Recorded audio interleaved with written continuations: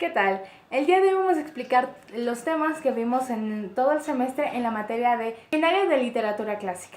Al principio vamos a dividir el video en dos partes, primer parcial y segundo parcial, en el cual yo voy a estar explicando todo lo que vimos en el primer parcial y mi amiga Gaby Gómez va a explicar todo lo que vieron en el segundo parcial. Vamos a hablar de los géneros literarios, pero para entender esto tenemos que entender lo que es lengua, lenguaje y literatura. El lenguaje es el conjunto de signos y señales que nosotros utilizamos para comunicar algo, que generalmente son las palabras y también en esta entran los gestos, tanto faciales como los movimientos de las manos y del cuerpo. Vamos con la lengua. Es el conjunto de signos lingüísticos propios de un pueblo o un lugar. Esto hace más referencia a el idioma, por ejemplo, el español, inglés, francés, italiano, portugués, entre otros idiomas. Con la literatura. Es el arte que utiliza la palabra como medio para comunicar algo.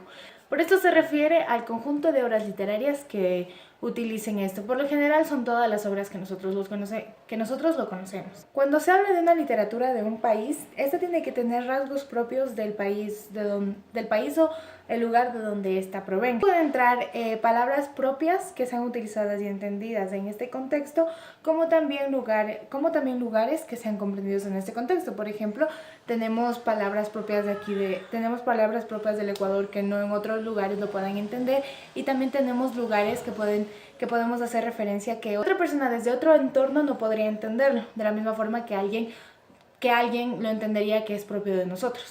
También se habla que la literatura es el reflejo de la persona que lo engendró.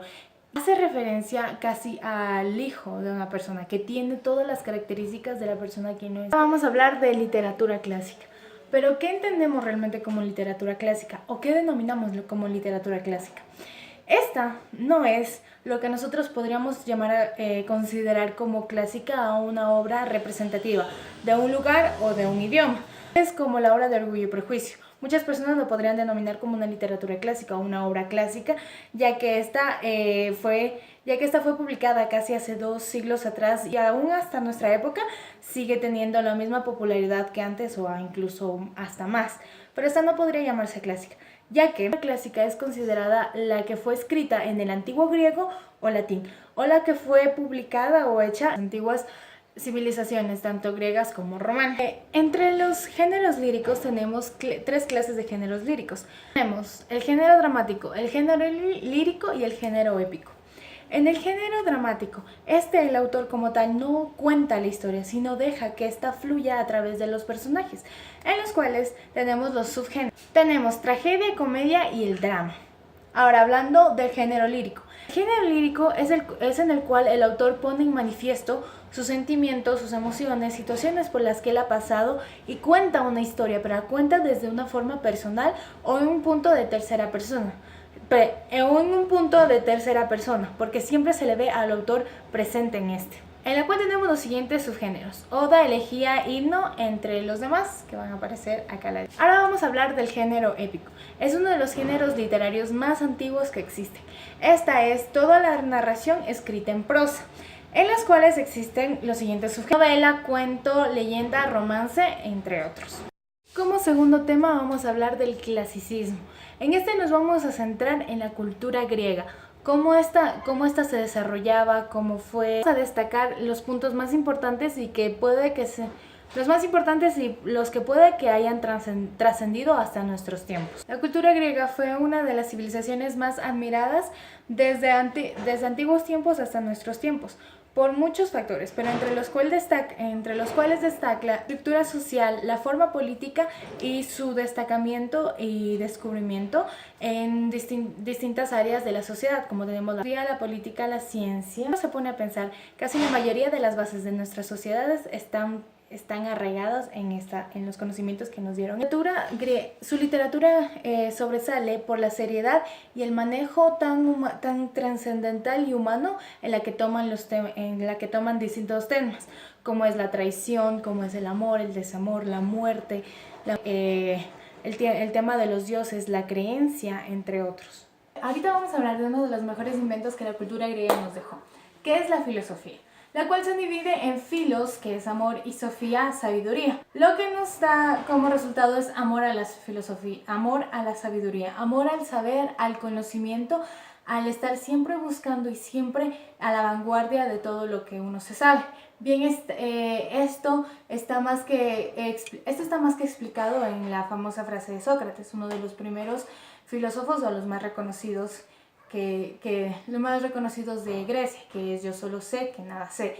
Entre muchas interpretaciones que tiene esta frase, también por el hecho de que lo caracterizaba el hecho de ser muy sarcástico. Entre muchas de las interpretaciones que se podía dar a esta frase por el hecho de que él era sarcástico y se utilizaba esta frase solo para hacer quedar mal a los demás contendientes, en otra y muy acertada interpretación es que entre más tú cojas un tema y te pongas a investigar más y más y más, te vas a dar cuenta que lo poco que sabes de ese tema, que lo mucho que sabes de ese tema no es básicamente nada con todo lo que te falta saber y todo lo que en un solo tema se puede abrir en diferentes ramificaciones, que es lo que básicamente habla la filosofía, estar siempre buscando y educándose y autoeducándose. Bien, hoy vamos a hablar sobre el texto, el estudio y análisis del texto. ¿Qué es el texto? El texto es expresión que el hombre emite para dar un significado. Y la textualidad son las características para que se considere un texto. Mientras no tenga características, no se podría considerar que sea un buen texto. El texto también se puede considerar a través de que tiene que tener una coherencia, una cohesión, una intencionalidad, una aceptabilidad, una informatividad, una situacionalidad e intertextualidad. Si no reúne unas características que he mencionado, no se puede considerar que sea, más bien dicho, un mejor texto. Todo esto tiene que reunirse a través para que pueda considerarse y formar lo que nosotros emitimos un significado. Vamos a seguir con las obras grecorromanas. Una de las obras más representativas también es la de Edipo Rey. Vamos a hablar ahora de la literatura renacentista en Inglaterra, teniendo como su máximo exponente a William Shakespeare. Aquí se trata ya no más de lo divino o algo de Dios, sino más se centra en lo que es el hombre, lo que empieza a pensar o a hacer. Se trata de buscar más, también hay más literaturas trágicas aquí, obras como es la obra de Macbeth de William Shakespeare.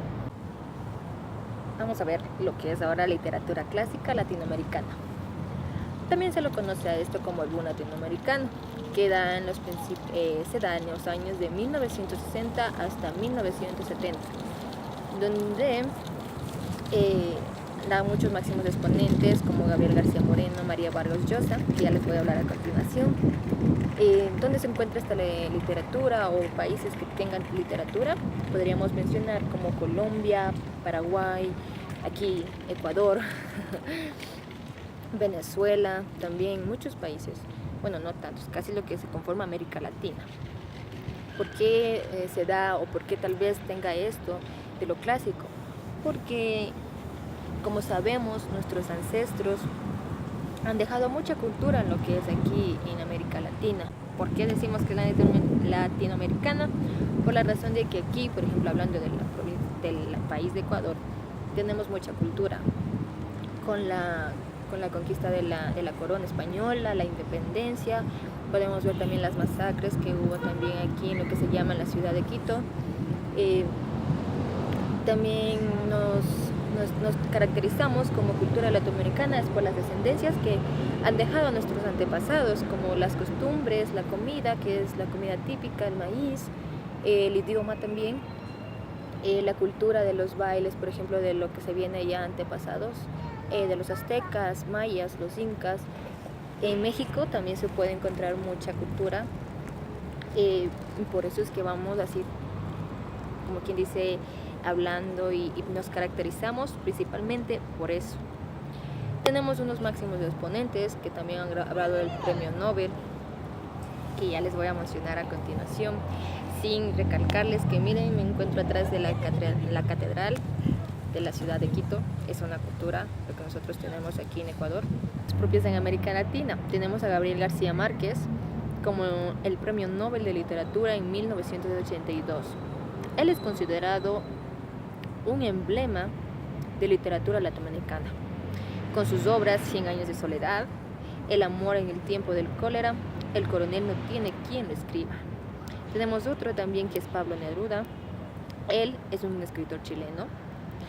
También fue considerado el más grande poeta del siglo XX. Entre sus obras tenemos las obras más representativas de él, que es 20 poemas de amor y una canción desesperada, El canto general y 100 sonetos de amor. Tenemos también a Julio Cortázar, es otro gran representante de Argentina, un maestro de cuento corto y del realismo mágico. Las obras más representativas de él tenemos La Rayuela y El Salvo de Crepúsculo. Todas estas obras son muy buenas, si se las quisieran leer, todas contienen un gran significado en la literatura que nos invita a reflexionar o a tener imaginación, también a conocer más de lo que pasaba, apreciar la literatura latinoamericana. Por seguido tenemos también a Isabel Allende, una escritora chilena que es una de las más destacadas de su género y la escritora viva de la lengua española, no leída. Tenemos una de sus obras muy representativas de amor y sombra, En el bosque de los peregrinos. Estos son los más representantes exponentes de la literatura latinoamericana que podemos considerar que han salido a ganar un premio Nobel, y en el que sus obras son muy representativas y muy llamativas y muy buenas, porque podemos en ellos encontrar cultura, enseñanzas, imaginación, como es el realismo mágico, y también para enriquecer lo que le hemos realizado. Espero que les guste, que sea de su agrado. Es todo lo que aprendimos sobre literatura clásica.